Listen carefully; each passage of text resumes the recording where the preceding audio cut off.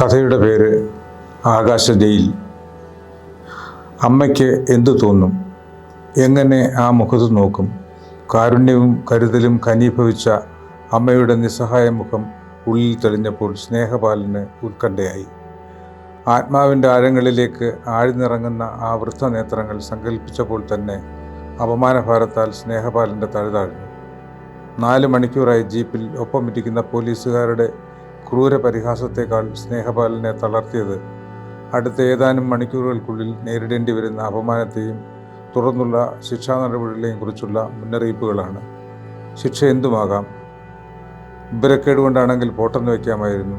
ഇതിപ്പോൾ വിവരവും വിദ്യാഭ്യാസവുമുള്ള സർക്കാർ ഉദ്യോഗസ്ഥനായതിനാൽ കോടതി കനിവ് കാട്ടില്ല. എന്തിനാണ് വേറൊരു ശിക്ഷ? പത്രങ്ങളായ പത്രങ്ങളൊക്കെ ഇയാളെപ്പറ്റി എഴുതി നാറ്റിക്കില്ലേ? ടെലിവിഷൻകാരുടെ ചർച്ചകൾ തന്നെ ഇക്കാര്യമായിരിക്കും. ഓടിക്കൊണ്ടിരിക്കുന്ന ജീപ്പിൽ നിന്ന് പുറത്തേക്ക് ചാടി മരിച്ചാലോ എന്ന് സ്നേഹപാലൻ ഒരു നിമിഷം ആലോചിച്ചു. അടുത്ത നിമിഷം തന്നെ പുനരാലോചനയുണ്ടായി. ചാടിയാൽ മരിക്കണമെന്നില്ല. പരിക്കുകളോടെയാവും അപമാനവും ശിക്ഷയും ചേരേണ്ടി വരിക. മാത്രമല്ല, മരിക്കാനായിരുന്നെങ്കിൽ അതിരാവിലെ നഗരാതിർത്തിക്കടുത്തുള്ള 9ാം നിലയിലെ ഫ്ലാറ്റിലെത്തി പോലീസുകാർ വിവരം പറഞ്ഞ് കൂട്ടിക്കൊണ്ടുവരാൻ ശ്രമിച്ചപ്പോൾ തന്നെ അതാകാമായിരുന്നു. ഭാര്യയുടെ മുന്നിൽ വെച്ചായിരുന്നു യാതൊരു മര്യാദയുമില്ലാതെ അവരുടെ ചോദ്യം. താനാണോ സ്നേഹപാലൻ? അതെ എന്ന് പറയാത്ത താമസം. താനൊരു മനുഷ്യനാണല്ലോ. വലിഞ്ഞു കയറി വന്ന പൂച്ചക്കുഞ്ഞിനെ പോലെ പെറ്റ തള്ളയെക്കൊണ്ട് കളയാൻ തനിക്കെങ്ങനെ മനസ്സ് വന്നു എന്ന് ആക്രോശിച്ചുകൊണ്ട് അവരിൽ ഒരാൾ തിരക്ക് കൂട്ടി. തന്നെ കൊണ്ടുപോകാൻ ഞങ്ങൾ വന്നിരിക്കുന്നത്. വാ, വേഗം വന്ന് കയറി. എന്ത് ചെയ്യണമെന്നറിയാതെ ഒരു നിമിഷം നിന്നപ്പോൾ അയ്യോ എന്ന് ഭാര്യ നിലവിളിക്കുന്നത് കേട്ടു. വസ്ത്രം മാറാൻ അകത്തേക്ക് പോയപ്പോൾ ബാൽക്കണിയിലേക്ക് നീങ്ങി നിന്ന് താഴേക്ക് ചാടാൻ തോന്നാതിരുന്ന ബുദ്ധിശൂന്യത്തെ ഓർത്ത് സ്നേഹപാലൻ സ്വയം ശമിച്ചു. പോലീസുകാർക്കൊപ്പം ഫ്ലാറ്റിൽ നിന്നിറങ്ങുമ്പോൾ ഭാര്യയുടെ മുഖത്തേക്ക് നോക്കിയില്ല. ഓടിക്കൂടി അയൽക്കാരെയും കണ്ടില്ല. അവരൊക്കെ കൂടി ഇങ്ങനെ ഒരവസ്ഥ സൃഷ്ടിക്കുകയായിരുന്നു എന്ന് സ്വയം ന്യായീകരിക്കാനായിരുന്നു സ്നേഹപാലൻ്റെ ഉള്ളിലെ വൃഥാശ്രമം. പക്ഷേ എത്ര ശ്രമിച്ചിട്ടും ആ സംഭവം മറക്കാൻ കഴിയുന്നില്ല. റെസിഡൻ്റ് അസോസിയേഷൻ ഭാരവാഹികൾക്കൊപ്പം വന്ന് എതിരെയുള്ള ഫ്ലാറ്റിലെ വർഗീസും അന്നാമ്മയും തീർത്തു പറയുകയായിരുന്നു. ഞങ്ങൾക്ക് മടുത്തു. അമ്മയെ നിയന്ത്രിക്കണം. എൻ്റെ കൊച്ചുങ്ങൾ ചത്തുപോയിരുന്നെങ്കിൽ ആര് സമാധാനം പറയും? 7ാമത്തെയോ 8ാമത്തെയോ പ്രാവശ്യമാണ് അവരിത് പറയുന്നത്. ഭാര്യയ്ക്കത് ക്ഷീണമായി. അവൾ മുഖം വീർപ്പിച്ച് തന്നപ്പോൾ അനിവാര്യമായ ന്യായം പ്രവർത്തിച്ചതുപോലെയായിരുന്നു അമ്മയുടെ പ്രതികരണം. ആ കൊച്ചുങ്ങൾ സ്കൂൾ വിട്ടുവന്ന് വാതിൽക്കൽ നിൽക്കുന്നത് കണ്ടപ്പോൾ ഞാൻ വിളിച്ചു കയറ്റി ആഹാരം കൊടുത്തു. അവർക്ക് വിശപ്പുണ്ടായിരുന്നു. നന്നായി കഴിച്ചു. പിന്നെ ഛർദ്ദിച്ചെന്നൊക്കെ പറയുന്നത് വെറുതെയാണ്. ഫ്ലാറ്റ് സമുച്ചയത്തിൽ വന്നത് മുതൽ അമ്മ പ്രശ്നങ്ങൾ സൃഷ്ടിക്കുകയായിരുന്നു. ഹൗസിംഗ് ലോണും ബാങ്ക് വായ്പയും പരിചയക്കാരിൽ നിന്ന് കടവും എടുത്ത് ഒരുവിധം തുക ഒപ്പിച്ച് 9ാം നിലയിൽ വാങ്ങിയ 11ാം നമ്പർ ഫ്ലാറ്റിലേക്ക് കയറുമ്പോൾ വീഴാതിരിക്കാനായി ചുവരിൽ പിടിച്ചുകൊണ്ടായിരുന്നു തുടക്കം. ഇതെന്താ ആകാശ ജയിലോ? ശരിക്കും അമ്മയ്ക്ക് അതൊരു ജയിലായി തോന്നിക്കാണും. നാട്ടിൽ വിശാലമായ തൊടിയിലെ തറവാട്ടിൽ കൂട്ടുകുടുംബത്തിലെ ബന്ധുക്കൾക്കൊപ്പം 80 വയസ്സ് വരെ കഴിഞ്ഞിരുന്ന അമ്മയെ നഗരത്തിലേക്ക് പറിച്ചു നടേണ്ടി വന്നത് അനിവാര്യ സാഹചര്യത്തിലായിരുന്നു. തറവാട് ഭാഗം വെച്ച് കിട്ടിയ വിലയ്ക്ക് വിറ്റ് കുടുംബാംഗങ്ങളെല്ലാം ഓരോ വഴിക്ക് പോയി. അച്ഛൻ നേരത്തെ മരണപ്പെട്ടതിനാലും ഏക മകനായതുകൊണ്ടും അമ്മയുടെ ചുമതല സ്നേഹപാലന് മാത്രമായിരുന്നു. തിരുവനന്തപുരത്ത് മ്യൂസിയത്തിലെ ക്യൂറേറ്ററായ സ്നേഹപാലനും ഹെൽത്ത് സർവീസസ് ഡയറക്ടറേറ്റിലെ ക്ലാർക്കായ ഭാര്യയും വാടക വീട്ടിലാണ് താമസിച്ചിരുന്നത്. ഇരുവർക്കും കിട്ടുന്ന ശമ്പളത്തിൻ്റെ പകുതിയിലേറെ വാടകയ്ക്കും ചെന്നൈയിൽ മെഡിസിന് പഠിക്കുന്ന മകളുടെ വിദ്യാഭ്യാസവും ചിലവാകും. ബാക്കി കൊണ്ട് ഒരുവിധം കഴിഞ്ഞുകൂടുന്നതേ ഉള്ളൂ. സ്വന്തമായി ഒരു വീടോ ഫ്ലാറ്റോ അവരുടെ സ്വപ്നമായിരുന്നു. വീട്ടുകാരെ വെറുപ്പിച്ച് ഇറങ്ങി വന്ന പെണ്ണായതുകൊണ്ട് ഭാര്യയ്ക്കൊന്നും കിട്ടിയില്ല. തരാനും അവർക്കൊന്നുമില്ലായിരുന്നു. തറവാട്ടിലെ ഓഹരി വിറ്റ് കിട്ടിയ പണവും വായ്പയും കൊണ്ട് ഫ്ലാറ്റ് വാങ്ങി അമ്മയെ നഗരത്തിലേക്ക് കൊണ്ടുവരികയായിരുന്നു. ഫ്ലാറ്റിൽ വന്നതിൻ്റെ 2ാം ദിവസം അമ്മ പറഞ്ഞു, മക്കളെ, ഇതൊരു ജയിലാണ്.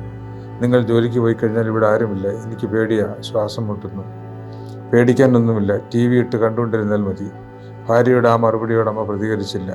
5ാം ദിവസം സ്നേഹപാലനും ഭാര്യയും ജോലിക്ക് പോയപ്പോൾ അമ്മ വാതിൽ തുറന്ന് പുറത്തിറങ്ങി. സമുച്ചയത്തിലെ ഫ്ലാറ്റുകൾ മിക്കതും പൂട്ടി താമസക്കാർ ജോലിക്ക് പോയിരിക്കുകയായിരുന്നു.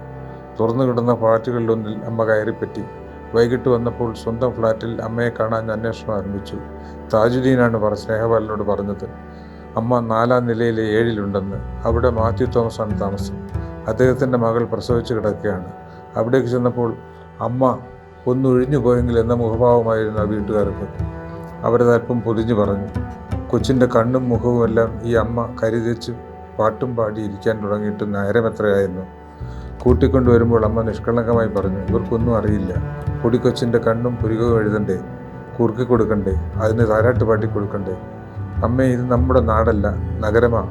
മറ്റു വീടുകളിൽ കയറി ചെന്ന് ഇങ്ങനെയൊക്കെ ചെയ്യുന്നത് അവർക്ക് രസിക്കില്ല. മേലിൽ ഇത് ചെയ്യരുത്. സ്നേഹപാലൻ്റെ ആ നിർദ്ദേശം അമ്മയ്ക്ക് സ്വീകാര്യമായില്ല. അവർക്കല്ലല്ലോ, ആ കുഞ്ഞിനു വേണ്ടിയല്ലേ ഞാനത് ചെയ്തത്. അവരെന്നോട് എതിരൊന്നും പറഞ്ഞില്ല. അതായിരുന്നു അമ്മയുടെ ന്യായീകരണം. അടുത്ത ദിവസം രാവിലെ അമ്മ ഇങ്ങനെ വീണ്ടും പുറത്തിറങ്ങി. തുറന്നു കിടന്ന ഗോപാലകൃഷ്ണൻ്റെ ഫ്ലാറ്റിലേക്കായിരുന്നു അന്നത്തെ സേവനം. 10ാം ക്ലാസ്സുകാരിയായ അയാളുടെ മകൾ വീട്ടിലുണ്ടായിരുന്നു. അവൾ വയസ്സറിയിച്ചിട്ട് 7 ദിവസമായെന്ന് അമ്മ ചുറ്റുപാടും വിളിച്ചു പറഞ്ഞു. തുടർന്ന് കുളിപ്പിക്കലും കുരവിടലുമായി അവിടെ ബഹളമയമാക്കി. വൈകുന്നേരം വന്നപ്പോൾ ഗോപാലകൃഷ്ണൻ്റെ പരാതി ഞങ്ങളെല്ലാം ഒതുക്കത്തിൽ വെച്ചായിരുന്നു. നിങ്ങളുടെ അമ്മ അത് പരസ്യമാക്കി. ഇവർക്ക് ഇത് എന്തിൻ്റെ കേടാ? അതേപ്പറ്റി ചോദിച്ചപ്പോഴും ഉണ്ടായിരുന്നു അമ്മയ്ക്ക് ന്യായീകരണം. പെങ്കൊച്ചുങ്ങൾ വയസ്സറിയിച്ചാൽ ഇതൊക്കെ വേണം. ഞാനുണ്ടായിരുന്നത് കൊണ്ട് ഇത്രയെങ്കിലുമായി. ഭാര്യയ്ക്ക് സഹിക്കാവുന്നതിലും അപ്പുറമായിരുന്നു അത്. ഉള്ളിൽ സ്നേഹമുണ്ടെങ്കിലും അവളത് നീരസത്തോടെ പ്രകടിപ്പിച്ചു. അമ്മയുടെ പ്രതികരണം പെട്ടെന്നായിരുന്നു. നീ പോടി, നിനക്കൊന്നും അറിയില്ല. ഇതൊക്കെ ചെയ്യേണ്ടത് പ്രായമായവരുടെ കടമയാണ്. അവളത് അംഗീകരിക്കുന്നത് പോലെ നയത്തിൽ പറഞ്ഞു. ഇതൊന്നും ഇവിടെ ആർക്കും മനസ്സിലാവില്ല. അമ്മ ദയവായി മറ്റു ഫ്ലാറ്റുകളിലൊന്നും ഇനി പോകരുത്. അമ്മ അത് കൃത്യമായി പാലിച്ചു. പക്ഷേ പിന്നത്തെ പ്രകടനം ഫ്ലാറ്റിന് പുറത്തായിരുന്നു. സ്നേഹപാലനും ഭാര്യയും ഓഫീസിൽ പോയി കഴിഞ്ഞാൽ 9 നിലകൾ ഇറങ്ങി താഴെ വന്നിരുന്ന് കാണുന്നവരെ എല്ലാം വിളിച്ചു നിർത്തി സംസാരിക്കും. കുട്ടികളെന്നോ മുതിർന്നവരെന്നോ ഇല്ല. ഒരു ദിവസം ഓഫീസ് വിട്ട് വരുമ്പോൾ നസീമ പരിഭവം പറഞ്ഞു. എൻ്റെ മോനിന്ന് ട്യൂഷന് പോയില്ല. നിങ്ങളുടെ അമ്മ വിളിച്ചു നിർത്തി കളിപ്പിക്കുകയും സംസാരിക്കുകയായിരുന്നു. ഞാൻ അവനെ കുതിരയെ തല്ലേണ്ടി വന്നു. അക്കാര്യം പറഞ്ഞപ്പോഴും അമ്മയ്ക്ക് മറുപടി ഉണ്ടായിരുന്നു. രാവിലെ മുതൽ പോയിരുന്ന് പഠിക്കുന്നതല്ലേ ആ കൊച്ച്. പിള്ളേർ കളിക്കണ്ടേ? മുതിർന്നവരോട് സംസാരിച്ച് ശീലിക്കണ്ടേ? അമ്മയെ പറഞ്ഞിട്ട് കാര്യമില്ലെന്ന് തോന്നി. പാല് വാങ്ങാൻ പുറത്തിറങ്ങിയപ്പോൾ സത്യശീലം പറഞ്ഞു. അമ്മയെ ഒന്ന് നിയന്ത്രിക്കണം. എല്ലാവർക്കും പരാതിയാ. കാണുന്നതിലെല്ലാം ഇടപെടും. റോസക്കുട്ടിയുടെ മകളോട് പറഞ്ഞത്രേ, പെൺപിള്ളേരായാൽ നിക്കറിടാതെ സാരി ഉടുത്ത് നടക്കണമെന്ന്. അതിനെ ഫാഷൻ ഷോയ്ക്ക് വിടാനാണ് റോസക്കുട്ടിയുടെ താല്പര്യം. ആ കൊച്ചൊരുപാട് കരഞ്ഞു. അയാൾ മറ്റൊന്നുകൂടി പറഞ്ഞു. സ്കൂട്ടർ ഓടിച്ചു പോയ ശാലിനിയെയും നിങ്ങളുടെ അമ്മ വിലക്കി. പെൺപിള്ളേരിങ്ങനെ തൻ്റെടികളാകരുതെന്ന്. അതുപോലെ ദിലീപിൻ്റെ വീട്ടിൽ നിന്ന് നിത്യവും കേൾക്കുന്ന കശപിശയുടെ കാര്യവും നിങ്ങളുടെ അമ്മ വല്ലവരോടും തിരക്കി. അതൊക്കെ എല്ലാവർക്കും അറിയുന്ന കാര്യമാണെങ്കിലും ഇങ്ങനെ പരസ്യമായി ചോദിക്കാമോ? സ്നേഹപാലൻ ഒരു കാര്യം വ്യക്തമായി. വീട്ടിൽ കൂട്ടിനൊരാളില്ലാത്തതാണ് അമ്മയുടെ പ്രശ്നം. സഹായത്തിന് ഒരാളെ വെച്ചാൽ പ്രശ്നം തീരും. പക്ഷേ ശമ്പളം കൊടുത്ത് ഒരാളെ നിർത്താനുള്ള ശേഷിയില്ല. എന്നാലും ശ്രമിച്ചു നോക്കി. വീട്ടുജോലിക്കാരെ നൽകുന്ന സ്ഥാപനത്തിൽ നിന്നൊരു സ്ത്രീയെ തേടി. കൂട്ടിരിപ്പോ വീട്ടുജോലിയോ രണ്ടും കൂടിയോ എന്നായിരുന്നു അവളുടെ ചോദ്യം. തുക അല്പം കുറവായതിനാൽ കൂട്ടിരിപ്പിനുള്ള ആളെയാണ് സംഘടിപ്പിച്ചത്. അവൾക്ക് കൂടി ഭാര്യ ഭക്ഷണമുണ്ടാക്കി. പക്ഷേ കാര്യങ്ങൾ ഒരാഴ്ചക്കപ്പുറം നീണ്ടില്ല. എൻ്റെ മരുമകളെ വേലക്കാരിയാക്കി TV കാണാൻ ഇവിടെ ഒരുത്തിയെ വേണ്ട എന്ന അമ്മയുടെ വാശിപ്പുറത്ത് അവൾ പണി ഉപേക്ഷിച്ചു പോയി. പിന്നീട് വന്ന 2 പേർക്കും അമ്മയുമായി ഒത്തുപോകാനായില്ല. അതോടെ ആ പരീക്ഷണം അവസാനിപ്പിച്ചു. ഇനി എന്തു വേണമെന്ന് ചിന്തയായി. അങ്ങനെയാണ് ഓഫീസിൽ പോകുമ്പോൾ അമ്മയെ അകത്താക്കി വീട് പുറത്തുനിന്ന് പൂട്ടിപ്പോകാൻ തീരുമാനിച്ചത്. അത് അതിനേക്കാൾ പ്രശ്നമായി. 11 മണി മുതൽ അമ്മ ജനാലയ്ക്കൽ വന്ന് നിൽക്കും. പുറത്തുകൂടി ആര് പോയാലും കൈകാട്ടി വിളിക്കും. വന്ന് വാതിൽ തുറക്കാൻ പറയും. ആര് തുറക്കാൻ? ഒരു ദിവസം അമ്മയുടെ വിളി കേട്ട് കയറി വന്ന വാസുദേവൻ വാതിലിന് പുറത്ത് എന്തോ മണത്തു. പാചക ഗ്യാസ് ലീക്ക് ചെയ്യുന്നതാണോ എന്ന് അയാൾക്ക് സംശയം. വാതിൽ തുറക്കാൻ ശ്രമിച്ചിട്ട് സാധിക്കുന്നില്ല. ഭാഗ്യത്തിന് അയാൾ ഓഫീസിലേക്ക് വിളിച്ച് വിവരം പറഞ്ഞു. പാഞ്ഞു നിന്ന് വാതിൽ തുറക്കുമ്പോൾ ബോധ്യമായി അടുക്കളയിൽ ഗ്യാസ് തുറന്നിട്ടിരിക്കുകയാണ്.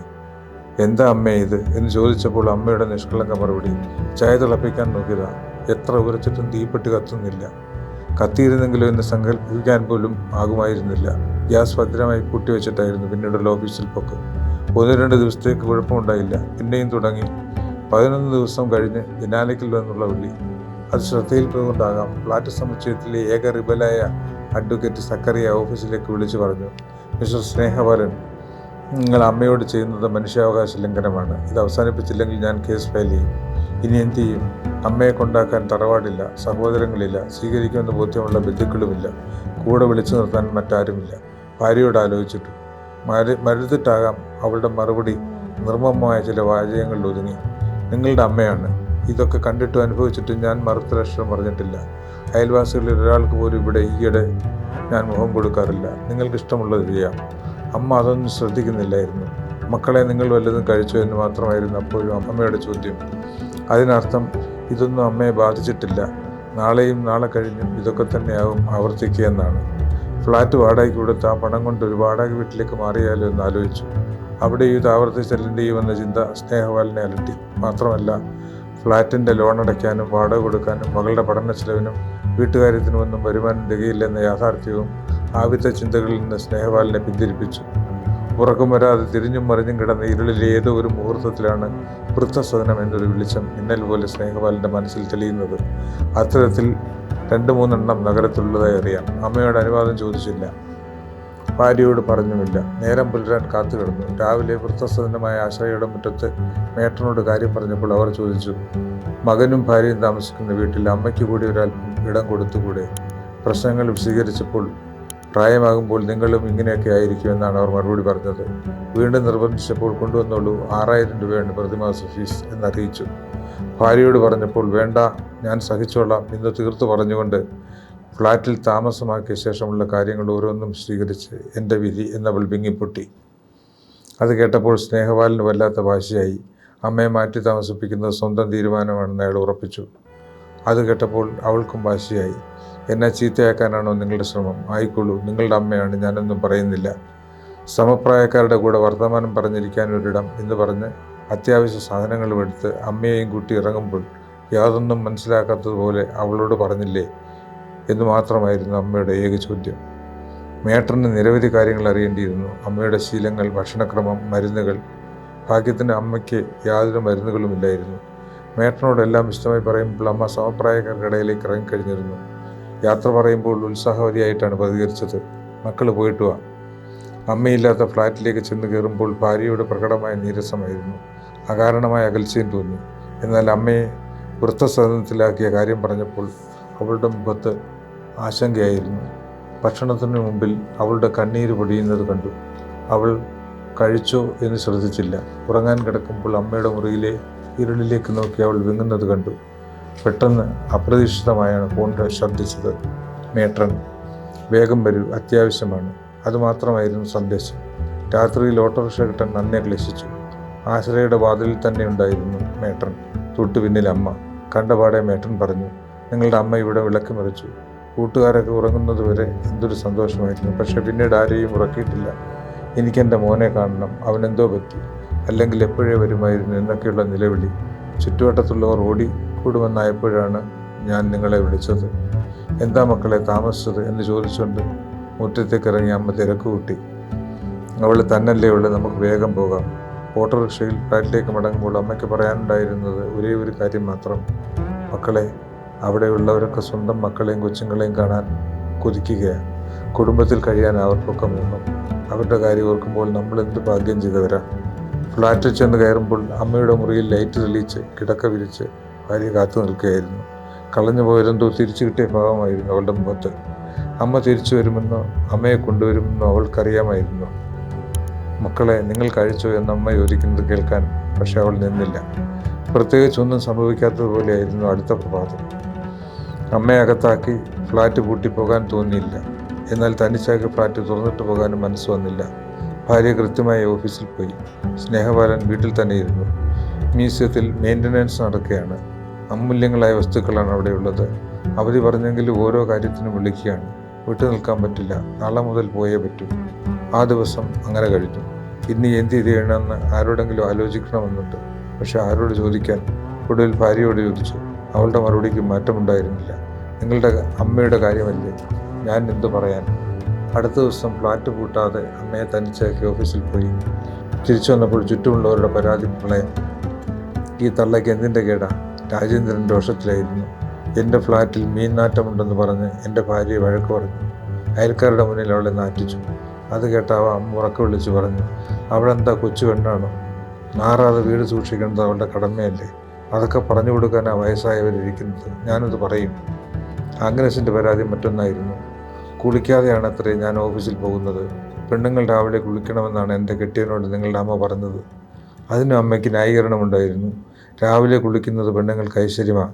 നിന്നെ രാവിലെ കുളിച്ചു കാണണമെന്ന് ഭർത്താവ് പറഞ്ഞാൽ ഏത് ഭാര്യയും അനുസരിക്കും. അതാ ഞാൻ അയാളോട് അങ്ങനെ പറഞ്ഞത്. രാവിലെ അമ്പലത്തിൽ പോയില്ലെങ്കിൽ ദൈവദോഷം വരുമെന്ന് എൻ്റെ കുട്ടികളെ സ്നേഹപാലൻ്റെ അമ്മ പേടിപ്പിച്ചു. എൻട്രൻസ് കോച്ചിങ്ങിന് രാവിലെ 5 മണിക്ക് തുടങ്ങും. അതിനിടയിലാണോ അമ്പലത്തിൽ പോക്ക്? ഇരട്ട കുട്ടികളുടെ അമ്മയെ പരമാവധി രോഷം കൊണ്ടു. ആ കൊച്ചുങ്ങളുടെ മുഖം കണ്ടാൽ അറിയാം അവരുടെ മനോവിഷമവും പേടി. അത് മാറാനാണ് ഞാൻ അങ്ങനെ പറഞ്ഞത്. അമ്മ ന്യായവാദങ്ങൾ നിരത്തിയത് സ്നേഹപാലിന് സഹിച്ചില്ല. ഈ അമ്മയ്ക്ക് ഒന്ന് വെറുതെ ഇരുന്നുകൂടെ? ചുറ്റുപാടും കാണുന്നതിലെല്ലാം ഇടപെടണം. രോഷമടക്കാനാവാതെ ചോദിച്ചപ്പോൾ അമ്മയ്ക്ക് ചിരിയായിരുന്നു. മക്കളെ, ഇതൊക്കെ ആരെങ്കിലും അവർക്ക് പറഞ്ഞു കൊടുക്കണ്ടേ? നിന്നെ കൊണ്ടത് പറ്റുമോ? നിനക്കതിന് നേരമെവിടെ? ഒന്നും അവസാനിപ്പിക്കാനുള്ള ഭാവമല്ല അമ്മയ്ക്ക്. അതിതീവ്രതയോടെ എല്ലാം ആവർത്തിക്കാനാണ് പുറപ്പാട്. എന്തു ചെയ്യും? അതിനിടയിലായിരുന്നു ആ സംഭവം. അലിക്കുഞ്ഞിൻ്റെ 3 മാസം പ്രായമായ പേരക്കുട്ടിയെ കാണാതായി. രാവിലെ 11 മണിക്ക് കുളിപ്പിച്ച് തൊട്ടിൽ കിടത്തിയിട്ട് അതിൻ്റെ ഉമ്മ കുളിക്കാൻ പോയതാണ്. തിരിച്ചു വന്നപ്പോൾ കുഞ്ഞില്ല. ഫ്ലാറ്റ് സമുച്ചയത്തിൽ ആകെ ബഹളം. ഒടുവിൽ പോലീസ് എത്തി. കുട്ടിയെ തട്ടിക്കൊണ്ടുപോയതാണെന്ന സംശയത്തിൽ ചില നാടോടി സ്ത്രീകളെ പിടിച്ചു. ഒരു തുമ്പും കിട്ടിയില്ല. വിവരമറിഞ്ഞ് ഫ്ലാറ്റിലേക്ക് ചെന്ന സ്നേഹപാലൻ കാണുന്നത് സ്വന്തം ഫ്ലാറ്റിൽ അമ്മയ്ക്കൊപ്പം ശാന്തമായി ഉറങ്ങുന്ന കുഞ്ഞിനെ. അലിക്കുഞ്ഞു മാത്രമല്ല, അയൽവാസികളും പോലീസും കൂടി സ്നേഹപാലിന് നേരെ വിരൽ ചൂണ്ടിയപ്പോൾ അമ്മ ന്യായം പറഞ്ഞു. ആരും നോക്കാനില്ലാതെ കരഞ്ഞ കുഞ്ഞിനെ ഞാൻ എടുത്തുകൊണ്ടുവന്ന് പാല് കൊടുത്ത് ഉറക്കിയത് കുറ്റമായോ? അപമാനവും കുറ്റപ്പെടുത്തലും സഹിക്കാതെ ഭാര്യ പൊട്ടിക്കരഞ്ഞപ്പോൾ അമ്മ ഇല്ലാതായെങ്കിലെന്നൊരു നിമിഷം ആശിച്ചുപോയ സ്നേഹപാലൻ പെട്ടെന്ന് തിരുത്തി. ഇനി തിരിച്ചു വരാനാവാത്ത വിധം അമ്മ എങ്ങോട്ടെങ്കിലും ഇറങ്ങിപ്പോയിരുന്നെങ്കിലെന്ന് അയാൾ ആശിച്ചുപോയി. അങ്ങനെയാണ് പോകാനൊരു വഴി തുറന്നു കൊടുക്കാമെന്ന ആശയം മനസ്സിലുദിച്ചത്. ഏതോ ഒരു അബോധ പ്രേരണയാൽ സ്നേഹപാലൻ അമ്മയെയും കൂട്ടി റെയിൽവേ സ്റ്റേഷനിലെത്തി. എങ്ങോട്ട് പോകുന്നെന്നോ എന്തിനു പോകുന്നെന്നോ അമ്മ ചോദിച്ചില്ല. ഇതെന്തിനാണെന്ന് അമ്മയ്ക്കറിയാമായിരിക്കുമെന്ന് സ്നേഹപാലൻ പറയുന്നു. തിരക്കുള്ള പ്ലാറ്റ്ഫോമിലൂടെ നടക്കുമ്പോൾ ഇടം കൈയിൽ അമ്മയുടെ ദുർബലമായി പിടിമുറുകുന്നത് അതുകൊണ്ടായിരിക്കുമെന്ന് സ്നേഹപാലൻ സംശയിച്ചു. ഒപ്പം നടക്കാനാവതില്ലെങ്കിലും ആൾക്കൂട്ടത്തിൽ അകന്നു പോകാതിരിക്കാൻ ശ്രമിച്ചുകൊണ്ട് അമ്മ ആയാസപ്പെട്ട് നടക്കുകയാണെന്ന് സ്നേഹപാലന് ബോധ്യമായി. 4-ാം നമ്പർ പ്ലാറ്റ്ഫോമിൽ നിർത്തിയിട്ടിരുന്ന ട്രെയിനിലെ ഒഴിഞ്ഞ കമ്പാർട്ട്മെൻറ്റിൽ അമ്മയെ കയറ്റിയിരുത്തിയിട്ട് പുറത്തേക്കിറങ്ങിയ സ്നേഹപാലൻ തിരിഞ്ഞു നോക്കാതെ പെട്ടെന്ന് ആൾക്കൂട്ടത്തിൽ മറഞ്ഞു. ഫ്ലാറ്റിലെത്തുവോളം ഓടിക്കൊണ്ടിരിക്കുന്ന ട്രെയിനായിരുന്നു സ്നേഹപാലൻ്റെ മനസ്സിൽ. തമിഴ്നാട്ടിലേക്ക് പോകേണ്ട ട്രെയിനാണത്. ഇപ്പോൾ എവിടെ എത്തിക്കാണും? മകൻ്റെ പേരല്ലാതെ വിലാസമോ മറ്റു വിവരങ്ങളോ അറിയാത്ത അമ്മ എന്തു ചെയ്യും? ഫ്ലാറ്റിൽ അമ്മയുടെ മുറിയിൽ ലൈറ്റ് തെളിയിച്ച് കിടക്ക വിരിച്ച് ഉറക്കം തൂങ്ങി നിൽക്കുന്ന ഭാര്യയെ കണ്ടപ്പോൾ സ്നേഹപാലന് സഹിച്ചില്ല. വേഗം റെയിൽവേ സ്റ്റേഷനിലേക്ക് തിരിച്ചുപോയി. 4-ാം നമ്പർ പ്ലാറ്റ്ഫോമിൽ നിന്ന് വണ്ടി വിട്ടിട്ടില്ല. അമ്മയെ ഇരുത്തി ഒഴിഞ്ഞ കമ്പാർട്ട്മെൻറ്റ് ഇപ്പോൾ തിങ്ങി നിറഞ്ഞിരിക്കുകയാണ്. അതിനിടയിലേക്ക് കയറുമ്പോൾ അമ്മ വിളിക്കുന്നു, മക്കളെ, ഈ വണ്ടി ഇനി 4 മണിക്കൂർ കഴിഞ്ഞേ വിടൂ. പോണ വഴിക്കുള്ള പാളത്തിൽ വെള്ളം കയറി കിടക്കുക. അമ്മ ബാ. അമ്മയെയും കുട്ടി വേഗം ഫ്ലാറ്റിലെത്തി. അവൾ കാത്തു നിൽക്കുകയായിരുന്നു. മക്കളെ, നിങ്ങൾ വല്ലതും കഴിച്ചോ എന്നുള്ള അമ്മയുടെ ചോദ്യം കേട്ടതോടെ അവൾ കിടക്കമുറിയിലേക്ക് മറഞ്ഞു. ദിക്കറിയാത്ത ഭാഷയറിയാത്ത ഒരിടത്തേക്ക് കയറ്റിവിട്ട് അമ്മയെ ഒഴിവാക്കുന്ന ഒരിക്കലും പൊറുക്കപ്പെടാത്ത പാവമാണ് സ്നേഹപാലന് തോന്നി. ക്ഷേത്രങ്ങളും ആശ്രമങ്ങളും അമ്മയ്ക്ക് ഇഷ്ടമാണ്. അവിടെയാണെങ്കിൽ ഒരു നേരമെങ്കിലും ഭക്ഷണം കിട്ടും. പ്രാർത്ഥനയുടെയും ഭക്തിയുടെയും അന്തരീക്ഷത്തിൽ ചിലപ്പോൾ മറ്റെല്ലാം മറന്നിരിക്കും. അങ്ങനെയാണ് അമ്മയെയും കൊണ്ട് സ്നേഹപാലൻ ഗുരുവായൂരിലെത്തിയത്. മക്കളെ, ഞാനിത് ഒട്ടും പ്രതീക്ഷിച്ചതല്ല, അമ്മ സന്തോഷത്തോടെ സ്വയം പറഞ്ഞു. ഗുരുവായൂരപ്പൻ്റെ അടുത്തേക്ക് വരുമെന്ന് മക്കൾ പറഞ്ഞില്ലല്ലോ, അവളെ കൂടെ കൊണ്ടുവരാമായിരുന്നു.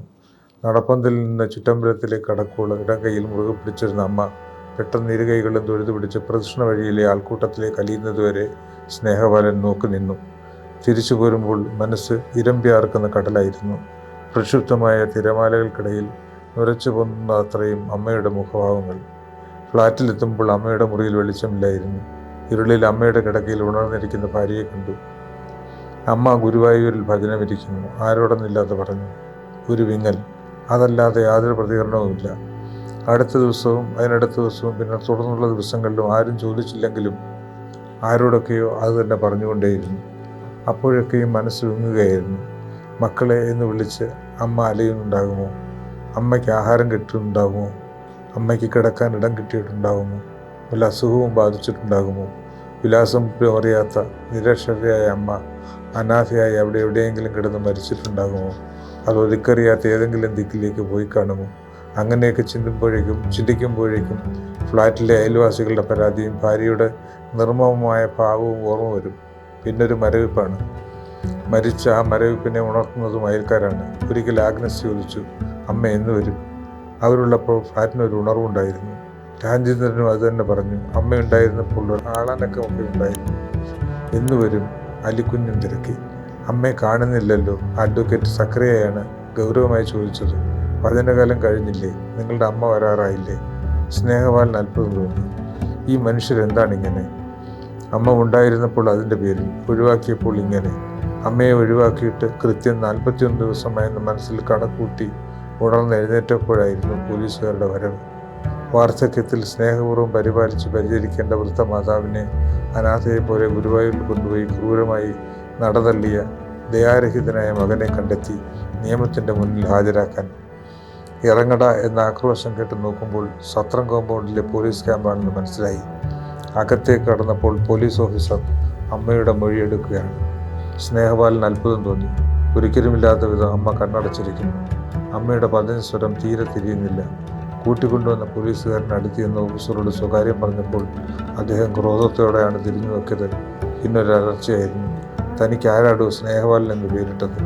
ഇട്ട തള്ളയെ പെരുവഴിയിൽ കൊണ്ട് തള്ളുന്നതാണോ തൻ്റെ സ്നേഹപാലനം?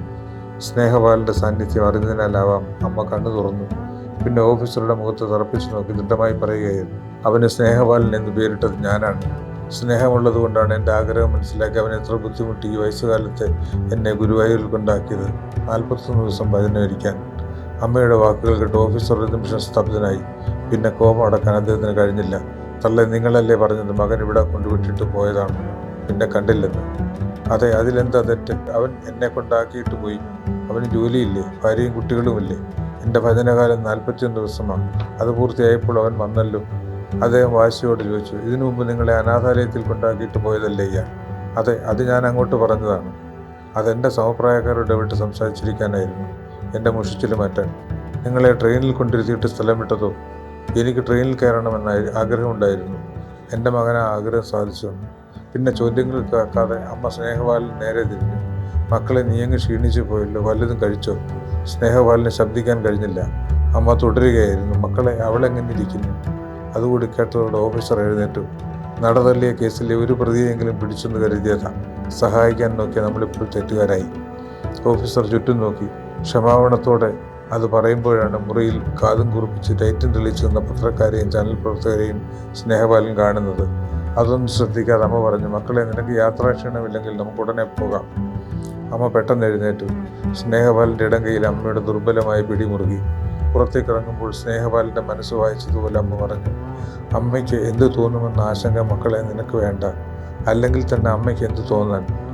ഒന്ന് നിർത്തി അമ്മ തുടർന്നു, നീ എൻ്റെ മുഖത്തേക്കൊന്ന് നോക്ക്. എങ്ങനെ എൻ്റെ മുഖത്ത് നോക്കുമെന്ന ജാള്യവും മക്കളെ നിനക്ക് വേണ്ട. സ്നേഹപാലൻ സ്തബ്ധനായി. അമ്മയെന്ന് വിളിക്കാൻ ആഞ്ഞെങ്കിലും ആ പദം ഉള്ളിൻ്റെ ഉള്ളിൽ നിന്ന് ഉറവ് പൊട്ടി പുറത്തേക്ക് പ്രവഹിക്കാനാവാതെ അവൻ മുമ്പിൽ കിടന്ന് ഒരു മഹാപ്രളയമാകുന്നത് അയാൾ തിരിച്ചറിഞ്ഞു. അറിവ് അയാളെ ഓർമ്മപ്പെടുത്തിക്കൊണ്ടേയിരുന്നു, അമ്മ എല്ലാം അറിയുന്നു, അമ്മയ്ക്ക് എല്ലാം അറിയാം.